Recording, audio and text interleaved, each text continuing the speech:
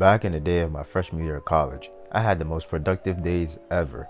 I'll go ahead, wake up, and do my morning routine. My morning routine consists of 30 push-ups or more, meditating, and reading.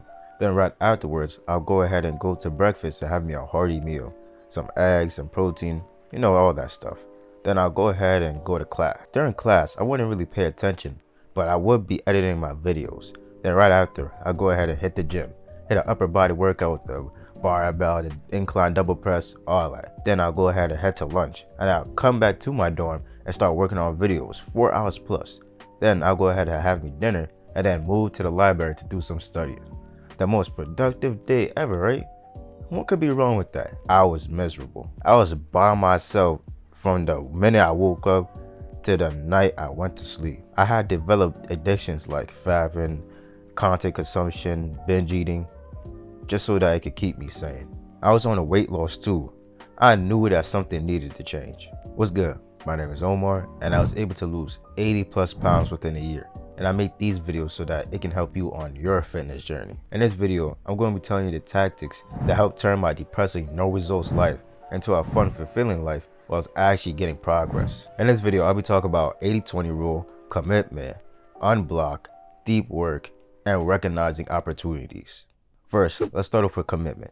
Even people in college who fully focus on one thing be struggling. They be sitting in the library for hours with their mind becoming more numb and numb by the minute. This will be important because when things get tough, you can just remind yourself that I plan to become X person by the end of X year. I plan to become a disciplined person by the end of 2024. I plan to be a person who is courageous, who is thoughtful, who is determined to achieve their goals by the end of 2024. So in order for me to become that type of person, I have to do the things that those type of people do. Then once you know where you're trying to go, make a list of priorities. This will be very valuable because when you just have a whole bunch of things, when you know you gotta go study for that test, when you know you gotta go to the gym, when you know you gotta cook for your next meal, it'll be much easier to know your next step. For an example, a lot of students tend to go to the gym really strongly, in the beginning of the semester or in the middle. But then once finals come around, you don't see them at all in the gym. They weren't able to schedule their time. They weren't able to be productive with that time. So now they gotta make up for lost time, and they're gonna be suffering with their gains because they're not going to the gym or eating as much because they don't have that much time. It's hard to stay committed to something, especially when you don't know if it's going to work. I know that's exactly why I was stagnating in my progress for a year. I was trying out all these things, but it wasn't really working for me.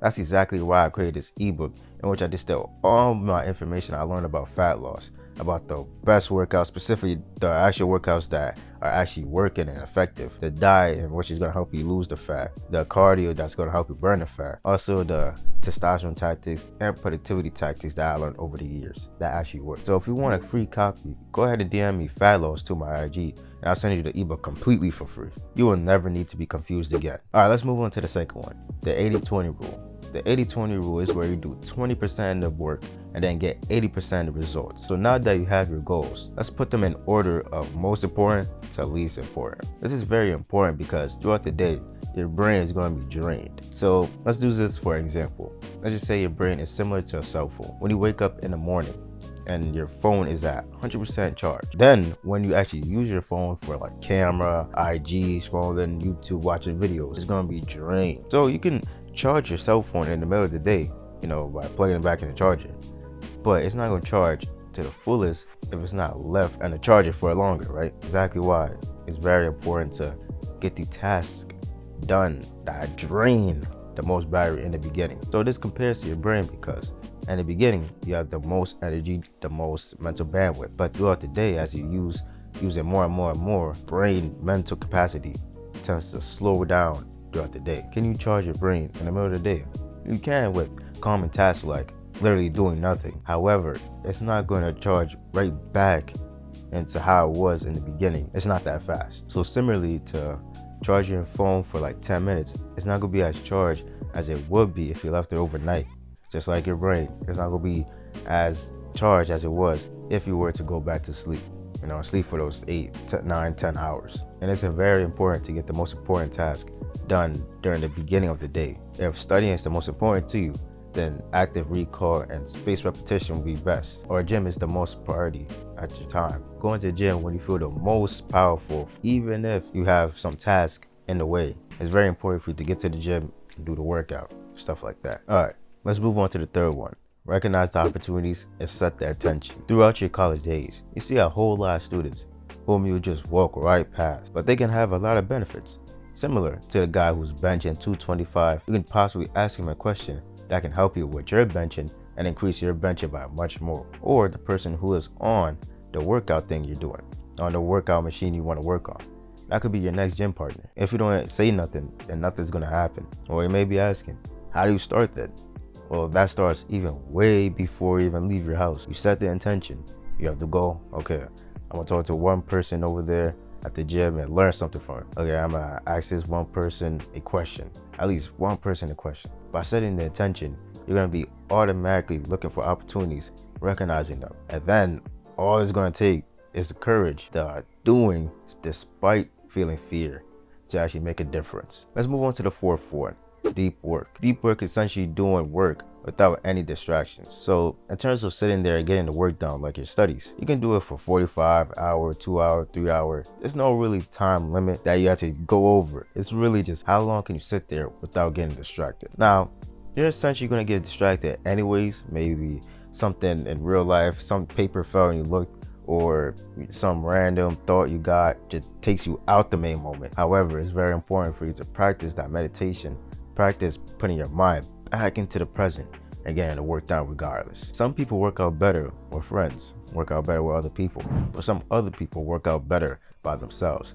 So if you're the type of person that loves to work out by themselves and just finds it way more fun, then make sure you have no distractions so that you're not taking out the zone. Let's move on to the last one, the fifth one, the unblock method. This is especially useful when you're overthinking or procrastinating. The unblock method is basically just asking yourself questions. So let's just say you're procrastinating right now. You don't want to do that work and you just like, I can't be bothered. Ask yourself, will this one task get done on its own? And am I willing to accept the outcome of not doing the task? So let's just say procrastinating right now and you're playing video games and you know you gotta study for that biology. Would you rather get a failing grade and get your butt whooped when you come back with the grade report? Or would you rather put down the video games, suffer in the short term and study, or get a good grade, and then you could, save your butt from getting whooped? Which one would you choose? And if you're gonna choose one, accept it. Or if you're overthinking, should I go ahead and learn more about this workout? I noticed I was doing it wrong. Let me go ahead and watch more videos. Or I might have to study for this biology test though. I don't know which one to do.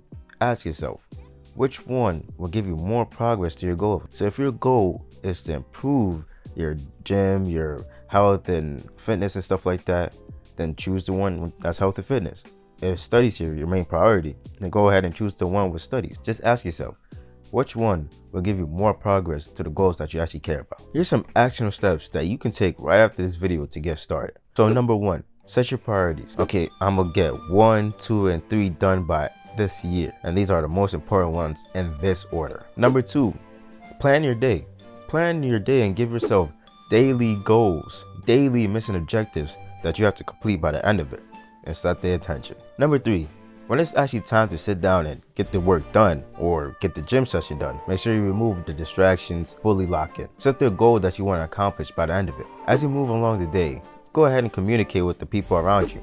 It'll make you feel much better and make you feel more of a celebrity. Number five, when you get to a point where you feel like, oh, I don't want to do this no more. This is too much work. Ask yourself, will this get done on its own, or will I have to do it? And if I have to do it, what would happen if I didn't do it? And am I willing to accept the consequence? By the way, I have an ebook that discusses the effective workouts, diets, cardio, testosterone, productivity tactics, and all that helped me during my fat loss journey. So if you want a free copy, go ahead and DM me on IG Fat Loss, and I'll send you a copy completely for free. Instagram. And with that being said, always take it one step at a time, because you may never know where that one step may lead you.